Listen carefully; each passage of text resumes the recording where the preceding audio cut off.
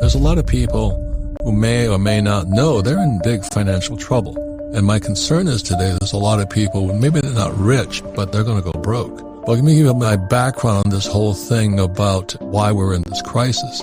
1974, I was just getting out of the Marine Corps. I was stationed in Hawaii, Kaneohe Bay Marine Corps Air Station, and I was looking for a job. So I went and I got a job with the Xerox Corporation, not because I love Xerox machines, but I had to learn how to sell. And that was the main reason. So I interviewed with two companies, IBM and Xerox. And I took Xerox. At the same time, there was this new thing called ERISA, which I really wasn't paying much attention to, but because I was interviewing with people, I kept hearing things called ERISA. And ERISA stands for Employee Retirement Income Security Act. And every time they say the governments tell you they're going to secure your retirement, you know it's toast. I mean, I don't trust my government as far as I can throw it, and you can't throw it anywhere. So ERISA then led to this thing called the 401k. So over the next couple of years, like say 74 to like 78, I saw this exodus of school teachers leaving the profession, because my whole family of school teachers, and they were becoming financial planners. It sounded good, like they're experts and all this. And all I was saying to my sick and not so politically correct dark side, this is the poor leading the foolish. And I said, we're going to have a disaster coming. So you have these guys who know nothing about money, school teachers or all these other people who are just quitting their jobs to have a profession called financial planner. And then they were advising people who knew nothing about money about their financial future. I said, man, there's going to be a train wreck in the future. Well, this is the show. The SOS is here. So if you are an old guy like me, a baby boomer who's had a 401k or an IRA, what I call defined contribution, DC pension plans, this is your show. And if you're a young person with a 401k, I'll take laps around the rosary beads for you tonight because you're an idiot. So this is what this show is about, because you might be in financial trouble. Your parents or your grandparents might be in severe financial trouble today because that 1974 Act, the ERISA Act, which led to the 401k and these IRAs and Roth IRAs, was specially designed for people who want to be told what to do. Go to school, get a job. Dave Ramsey's a friend of mine, and he says live debt-free. And truthfully, most people should do that, but I would never do that. Debt is money. So I come from the other side of the coin. It's all coins of three sides, heads, tails, and the edge. So on the other side of the coin is Dave Ramsey saying live debt-free, and most people should because they don't know how to handle debt. On the other side of the coin is I went to school to learn how to handle debt, how to raise capital using other people's money. And when you've lost somebody's money, it's pretty frightening. And so that's why I don't do this stuff, because that's the problem. You got conditioned to be led by foolish people who tell you what to do with your money. And I meet so many young people, I got a great job. It's got a 401k. I drop to my knees and take laps around the rosary beads. I said, this person's in severe trouble down the road. So with that, as you know, the markets are crashing. Our debt to GDP ratios are now like 125%. It's never been this high. We're the biggest debtor nation in the world. And people are in trouble. I don't really know what's going to happen, but something has to give. You just cannot keep printing money to solve financial problems. But if you awaken your financial genius, greed is good. I mean, getting rich is fun. It's the most fun game I play. And the reason I like it is because markets go up and markets go down. It's like life. And it's just real life. But most people, so awaken your financial genius and take control of your financial future. So that's what happened for me, was that when having a rich dad and a poor dad, I saw my poor dad, a PhD from Stanford and Chicago and University in Northwest, and he was just so content to have a PhD and a job and a government pension. Government pension is kind of a defined benefit plan where you guaranteed a paycheck for life. That's defined benefit. And that's why so many people are government employees, which is why our government's going broke. And all these people who get a government job for the defined benefit pension plan. We all know that. We know you're cowards. And, you just want to be told what to do and have somebody take care of you, give you a bottle of milk, which is no baby formula in it, unfortunately, but you're sucking on the nipple of the government, and the government's broke. That's a defined benefit pension plan. And then in 1974, they shuffled off to Buffalo all the baby boomers into defined contribution, which meant you had to contribute to it. And if it was there when you retired, good luck. You were lucky. But if it's not there, and that's what we're saying with this SOS show, it might not be there.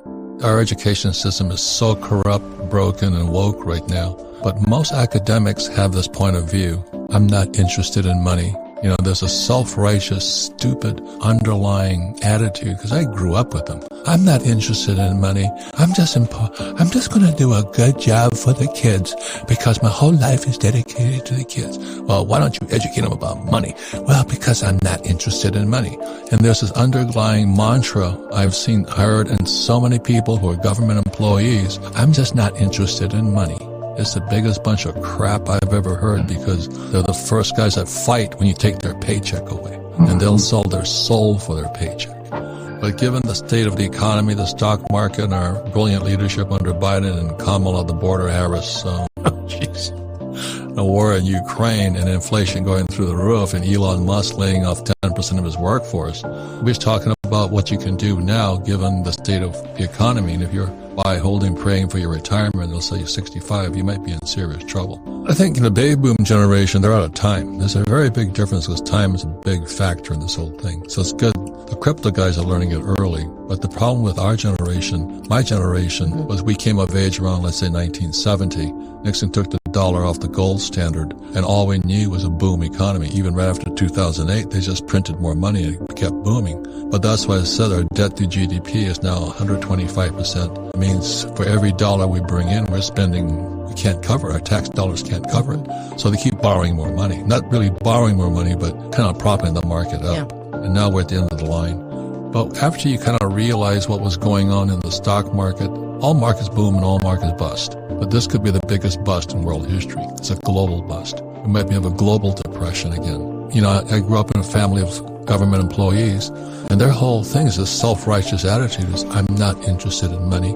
I just want to do a good job for the community. Biggest lie I ever heard. You try to take their paycheck away, they fight like dogs. They'll bite you in the hand.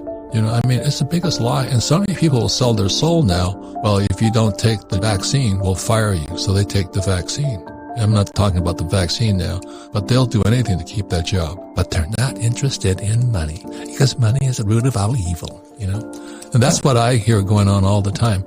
So anyway, let's start this whole thing off is when financial planners became the fad new profession, you know, every school teacher, not every, but, you know, they were just leaving in droves. Poor leading the blind. It's just shocking what's happened. Our problem is education. I mean, it's so hardcore Marxist right now. That is the communist game plan. It has always been to invade higher education. Yeah. So in 1930, the Frankfurt School sent teachers to Columbia University in New York. And that's when the student protests began. And America became communist through our education system. I'm making more money than ever before today. But because I am a proactive investor, I was just saying to John, I just sold 2 properties that we made quite a bit of money on. And I said, where do you put your money? Well, you put it in cash. I bought Wagyu bulls, you know, breeding bulls. This is a Japanese breeding bull, which I always wanted to be, but never got there. But anyway, I'm in the food business now. And I'm in the oil business, not stock business. I don't trust stocks or bonds. I never have. I don't have any. Well, I do have some, but they're companies I took public. But I am proactive, and most people, like you say, want to be told what to do. So I write about what I do in all my books. There's a difference there. So I just said, just recently I sold 2 pieces of land. I made $400,000, and I'm putting it into Wagyu cattle and cows. And next May, they drop more cattle. So it's called cash flow, you know.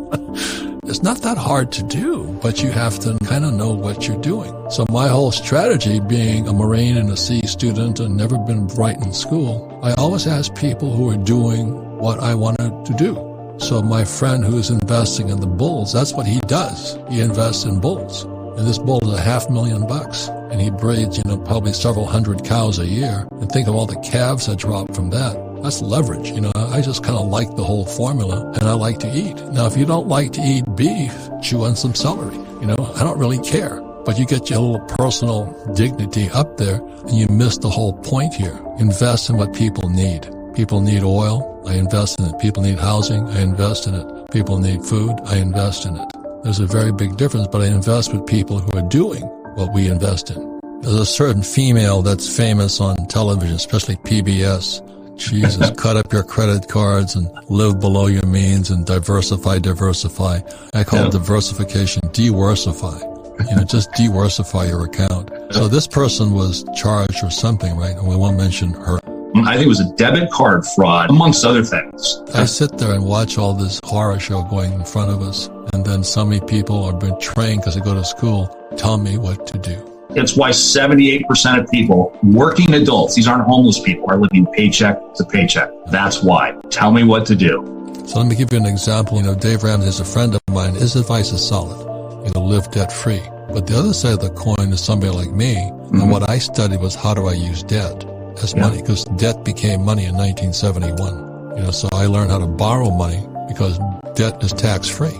Then I invest in property, and then I get my income tax-free because of appreciation, depreciation, amortization. These are tax laws. But that takes study. You don't just do it overnight, but you got to study.